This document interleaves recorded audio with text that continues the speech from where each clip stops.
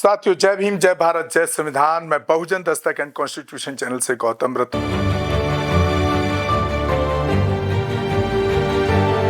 और आज आपको मैं बताऊंगा बाबा साहब भीमराव अंबेडकर जी की आत्मकथा ऑटोबायोग्राफी। और ये हमारा 5 एपिसोड हम आपको बता चुके हैं, 5 और ये हमारा 6ठा एपिसोड हम शुरू कर रहे हैं अभी। तो शुरू करते हैं।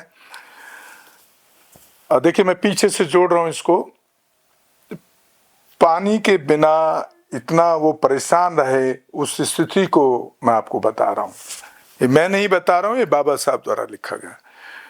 पानी के बिना स्थिति को इस कथन में अभिव्यक्त किया जा सकता है। ये स्कूल वाली जो बाबा साहब की पिछले एपिसोड में कहानी बताई, उसको पूरा कर रहा हूं। कोई चपरासी नहीं, कोई पानी नहीं। घर पर मुझे पता था कि कपड़े धोने का काम मेरी बहनें करती थीं। ऐसा नहीं है कि सतारा में धोबी नहीं थे।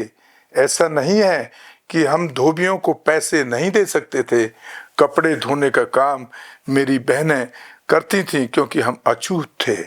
यानी देखिए कि धोबी एक अछूत के 80 वर्ग के कपड़े भी नहीं धोता था, और कोई भी धोबी अछूत के कपड़े नहीं धोता था। मेरे सहित लड़कों के बाल काटने या हजामत बनाने का काम हमारी बड़ी बहन करती थी। और आज भी आप ये देख रहे होंगे कितनी घटनाएं हुई हैं कि जिसमें वहां का नाई शेड्यूल कास्ट के बाल काटने को तैयार नहीं है। बड़ा अफसोसजनक है। ये करती थी जो हम पर यह कला अभ्यास करके काफी निपुण नाई बन गई थी। ऐसा नहीं है कि सतारा में नाई नहीं थे। ऐसा नहीं है कि हम नाई को पैसे नहीं दे सकते थे। हजामत बनाने और बाल काटने का काम मेरी बहन करती थी क्योंकि हम अछूत थे, और कोई भी नाई अछूत की हजामत बनाने के लिए राजी नहीं होता। लेकिन इस घटना ने मुझे ऐसा झटका दिया जैसे कभी नहीं लगा था, और इसने मुझे अस्पृश्यता के बारे में सोचने पर मजबूर कर दिया। यानी जो घृणा होती थी उसके बारे में सोचने के लिए बाबा साहब मजबूर हो गए, जो इस घटना के घटित होने से पहले मेरे लिए एक सामान्य बात थी, क्योंकि यह अस्पृश्यों अछूतों के साथ साथ कई अस्पृश्यों के लिए भी एक सामान्य बात थी। 1916 में मैं भारत लौट आया। मुझे उच्च शिक्षा के लिए बड़ौदा के महाराजा ने अमेरिका भेजा था। मैंने 1913 से 1917 तक यानी कि 4 साल न्यूयॉर्क में कोलंबिया विश्वविद्यालय में अध्ययन किया, और 1917 में मैं लंदन आया और लंदन विश्वविद्यालय की अर्थशास्त्र स्कूल के स्नातकोत्तर विभाग में शामिल हो गया। 1918 में मुझे अपनी पढ़ाई पूरी किए बिना भारत लौटना पड़ा, क्योंकि मेरी शिक्षा बड़ौदा राज द्वारा हुई थी, इसलिए मुझे राज की सेवा करनी थी। तदनुसार उनके कमिटमेंट के अनुसार मेरे आगमन पर मैं सीधे बड़ौदा चला गया। मैंने बड़ौदा की सेवा क्यों छोड़ी, इसके कारण मेरे वर्तमान उद्देश्य से बिल्कुल अप्रासंगिक हैं, इसलिए मैं उनके बारे में बात नहीं करना चाहता। मैं केवल बड़ौदा में अपने सामाजिक अनुभवों से चिंतित हूं, और मैं खुद को उनका वर्णन करने तक ही सीमित रखूंगा। मतलब आप सोचिए कि बाबा साहब ने बड़ौदा, जब वो आ गए यहाँ बड़ौदा गायकवाड़ महाराजा के यहाँ ज्वाइन किया, तो वहां पर भी उनके साथ देखिए किस तरह का बिहेव हुआ कि जिसकी पीड़ा को वो बताना भी नहीं चाह रहे वहां पर। क्योंकि मैं उस बड़ौदा हाउस में जहां बाबा साहब नौकरी के लिए आए थे, मैं वहां खुद गया हूं, और वहां मैंने विजिट किया है, वहां लोगों से बात की है। वहां पर आज भी वहां पर बाबा साहब की जो टेबल हैं और जो कुर्सी हैं जिस पर वो बैठा करते थे, आज भी वहाँ म्यूजियम के रूप में, एक संग्रहालय के रूप में एक वहीं उसी जगह पर स्थापित हैं। तो अगर आप बड़ौदा जाएं कभी, तो उस हिस्ट्री को वहाँ मतलब छू सकते हैं, उन पलों को जो बाबा साहब ने वहाँ बिताए, और वहाँ उनके साथ क्या क्या बड़ी बड़ी तकलीफें वहाँ भी उनको झेलनी पड़ी। उसमें कई वाक्य हैं उनको वहाँ किराए का घर नहीं मिलता था, उनका चपड़ासी फाइल दूर से उनकी टेबल पर फेंक कर मारता था। ये वहाँ के बाबा साहब की ज़िंदगी से जुड़े हिस्से हैं जो उन्होंने यहाँ शायद शेयर नहीं किए, लेकिन बहुत सारे लोगों के द्वारा आप सुन चुके होंगे इस तरह की घटनाएं उनके जीवन में, उन्होंने वहाँ पर भी उनको झेलनी पड़ी।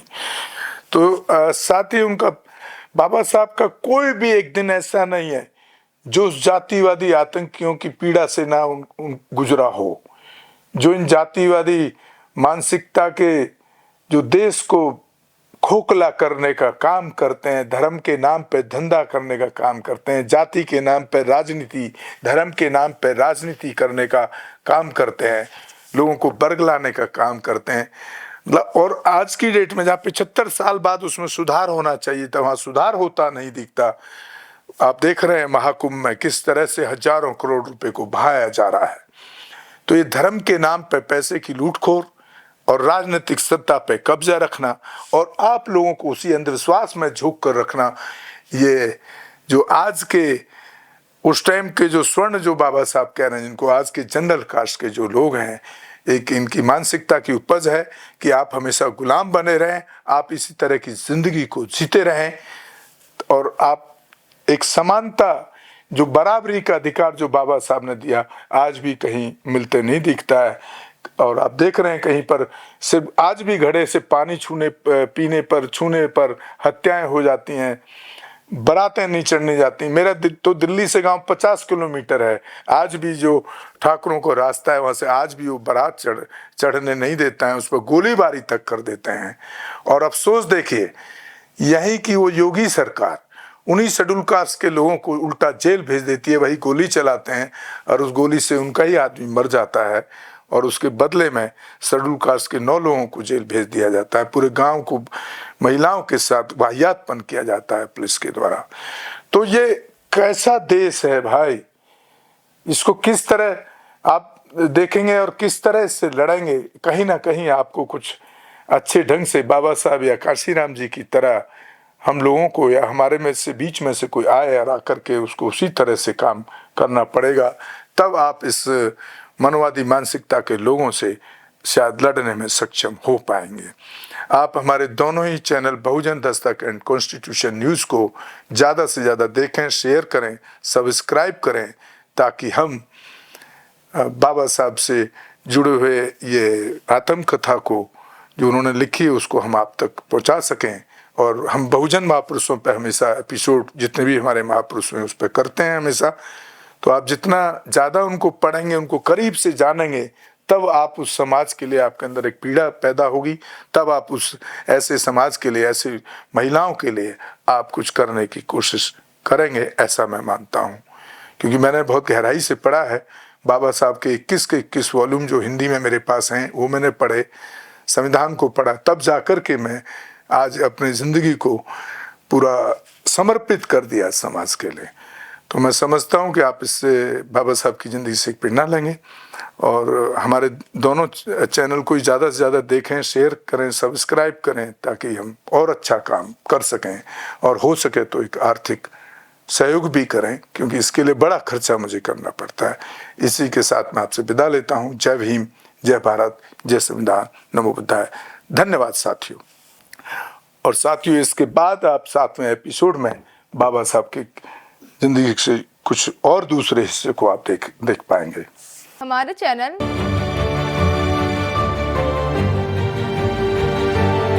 लाइक, शेयर, सब्सक्राइब देखना मत भूलिएगा। जय भीम, जय भारत, जय संविधान, नमो बुद्धाय। धन्यवाद। चैनल आर्थिक समस्या से गुजर रहा है। अगर आप बहुजन समाज में बाबा साहेब अम्बेडकर और तथागत बुद्ध की विचारधारा को अधिक से अधिक लोगों तक पहुंचाना चाहते हैं तो हमें आर्थिक सहयोग प्रदान करें, ताकि हम अपने चैनल के माध्यम से देश विदेश में समता, बंधुता, एकता और संवैधानिक अधिकारों को ज्यादा से ज्यादा लोगों तक पहुंचा सकें। आप अपनी सहायता राशि नीचे लिखे खाते में जमा करा सकते हैं।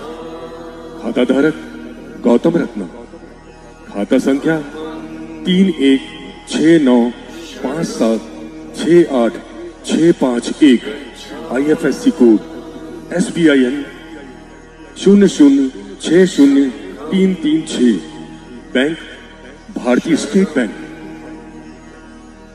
आप हमारे बैंक खाते का विवरण स्क्रीन पर भी देख सकते हैं। जय भीम, जय भीम। मैं गौतम रत्ना गौतम फिल्म्स प्रोडक्शन में आपका स्वागत करता हूं। आप हमारे प्रोडक्शन हाउस के अंदर अपना कैरियर बना सकते हैं as a film director, as a producer and actor and actress and editor and cinematographer also. अगर आपको फिल्म से रिलेटेड कुछ भी प्रोजेक्ट आपको बनवाना है तो हमारे पास में पूरा सेटअप है, जिसमें फिल्म कैमरा है, शूटिंग लाइट्स है और एडिटिंग है। सारा A to Z एक ही जगह पर आपको हमारे यहाँ पर मिल जाएगा। तो दोस्तों आप हमें कांटेक्ट कर सकते हैं हमारे नंबर्स पर 9810085714